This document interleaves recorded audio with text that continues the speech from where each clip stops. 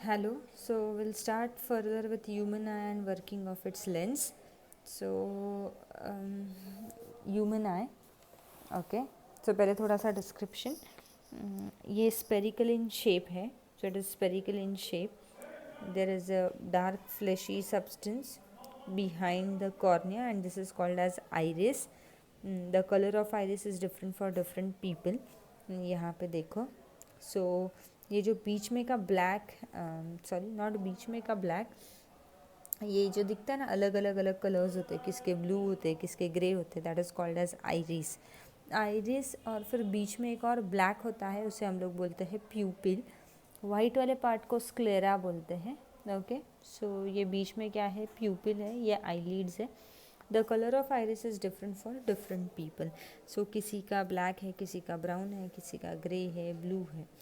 And there is a small hole of changing diameter at the center of the iris which is called as pupil.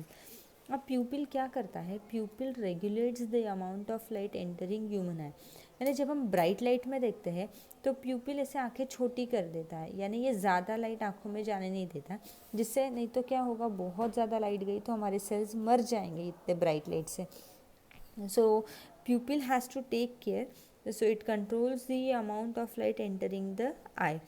You can say if the light falling on the eye is too bright, pupil contract कर देता है, while if the light is dim it widens, यानी ये थोड़ा सा bright up हो जाता है. यानी जब बहुत ज़्यादा लाइट है तो ये खुद को डिम कर देता है, एंड यू कैन से जब बहुत ज़्यादा लाइट है तो प्यूपिल कॉन्ट्रैक्ट कर देता है, और लाइट अगर डिम है तो ये खुद को क्या कर देता है, वाइडन कर देता है. So on the surface of the iris you can say there is a bulge of transparent layers.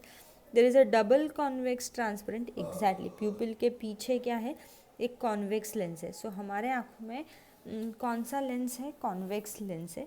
So this lens provides you can say small adjustment of focal length. So you can see iris, फिर ये बीच वाला pupil, और pupil के पीछे ये एक transparent क्या है, लेंस है.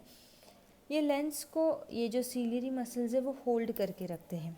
सो ये उसका क्या करते हैं, एडजस्टमेंट करते हैं. सो दिस लेंस, ये जो लेंस है ये कौन से टाइप का लेंस है, convex. So it creates you can से real and inverted image of the object on the screen.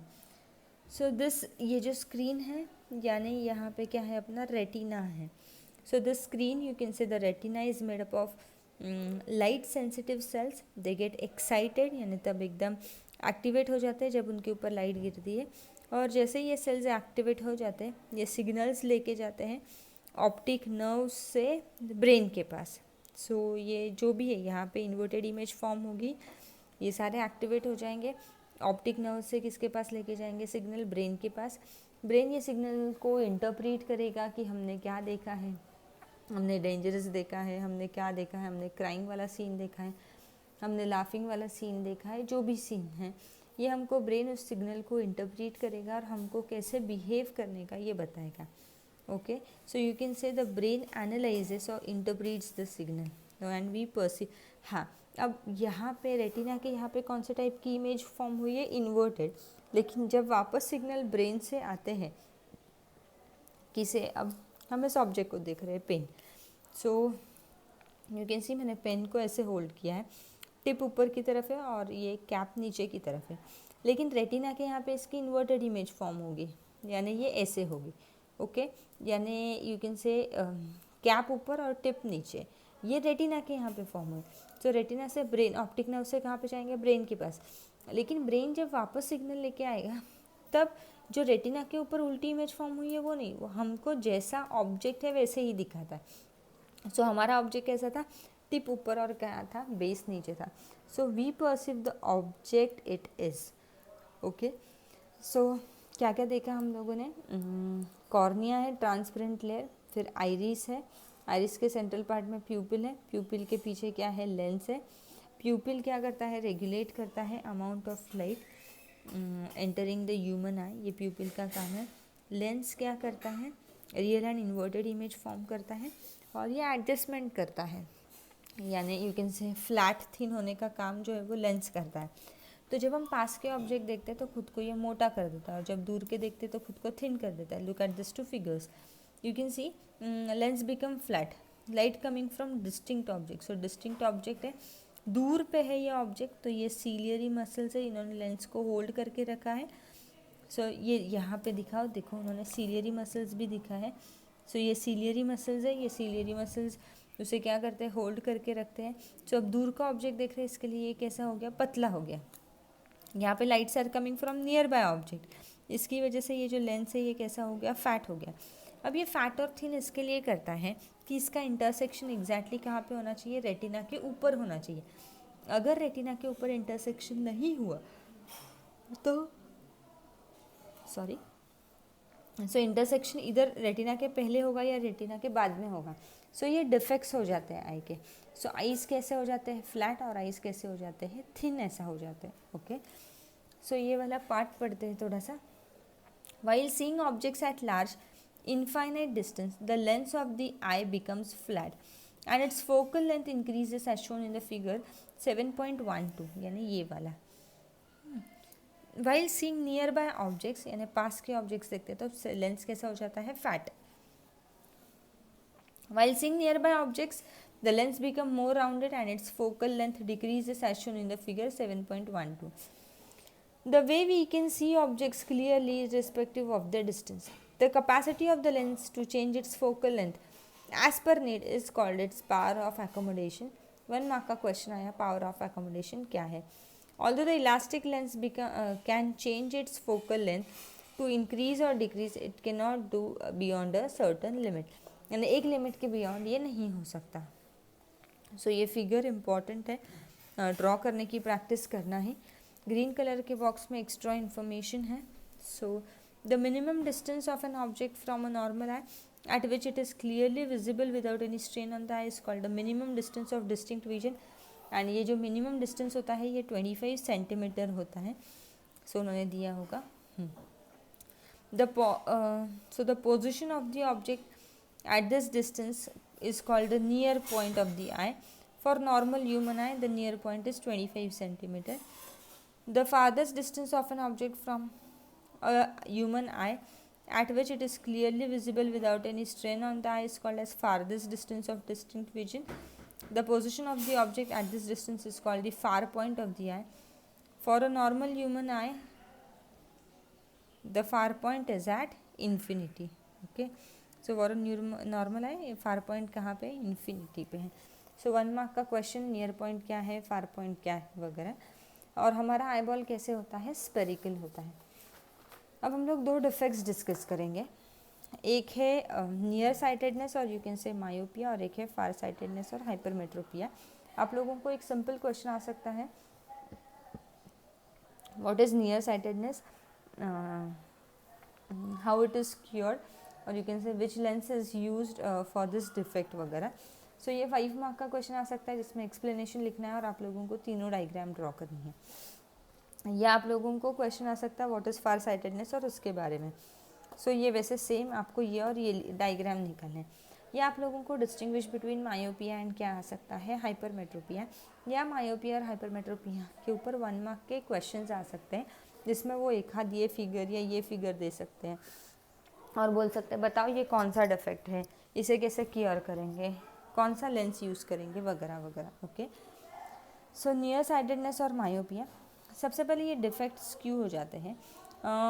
You can से ये जो अपना कॉर्निया वगैरह है इसके ऊपर बार बार डस्ट पार्टिकल फॉर्म होने की वजह से, एक्सीडेंट्स होने की वजह से आई बॉल का शेप चेंज हो जाता है. यू कैन से या विजन क्या हो जाता है, ब्लर हो जाता है. So some people cannot see things clearly due to loss of accommodation power of the lenses in their eyes. Because of defective refraction by the lenses, their vision becomes faint and fuzzy. Okay, so in generate 2 possible reasons. So one is myopia and second is hypermetropia. So myopia में क्या होता है, the person suffering from myopia can see nearby objects, यानी इनको पास के objects अच्छे से दिखते हैं. They cannot see you can से far objects, they can see nearby objects clearly, यानी पास के ऑब्जेक्ट्स क्लियरली देखेंगे. लेकिन दूर के ऑब्जेक्ट्स देखते वक्त उनका जो इंटरसेक्शन जो रेटिना के ऊपर होना चाहिए था वो कहाँ पे हो जाता है, इन फ्रंट ऑफ रेटिना, यानी रेटिना के पहले. ये सबसे बड़ा प्रॉब्लम है. सो मायोपिया में क्या है, मायोपिया में क्या है, ये you can see nearby objects clearly but unable to see distinct objects clearly, यानी दूर के ऑब्जेक्ट्स नहीं दिखते। इंटरसेक्शन कहाँ पे होता है, रेटिना, यानी पास के देखे तो रेटिना के ऊपर, दूर के देखे तो इन फ्रंट ऑफ रेटिना। इसकी वजह से कौन सा लेंस यूज़ करते हैं, कॉनकेव लेंस यूज़ करते हैं।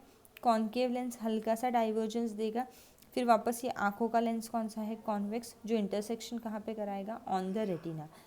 अब फोकल लेंथ जो है कॉनकेव लेंस की वो नेगेटिव होती है। So the patient suffering from this myopia, उनके चश्मे का नंबर क्या होता है, नेगेटिव ऐसे होता है। ओके अब ये क्यों होता है, ये बार बार लेंस और यू कैन से सीलियरी मसल्स कॉन्ट्रैक्शन और रिलैक्सेशन नहीं कर पाते, इसके लिए इंटरसेक्शन कहाँ पे होता है, retina, in front of retina. So you can C in this case the eye cannot see nearby objects clearly but the distinct objects appear indistinctly. So you can see nearby objects but cannot see distinct objects.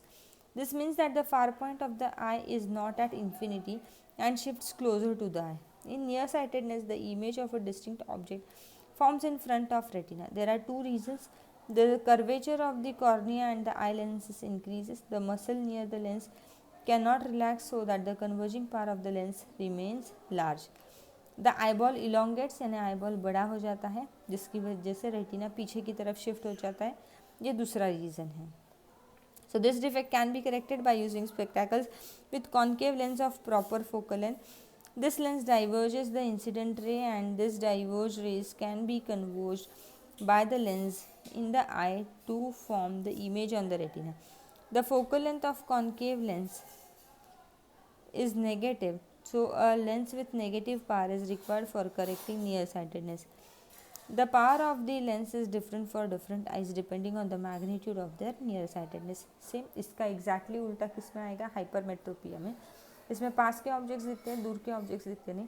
तो जो school के बच्चे होते हैं उनको कौन सा होता है, मायोपिया होता है। देखो आपके नंबर्स जो होते हैं स्पेक्टाकल्स के वो नेगेटिव होते हैं।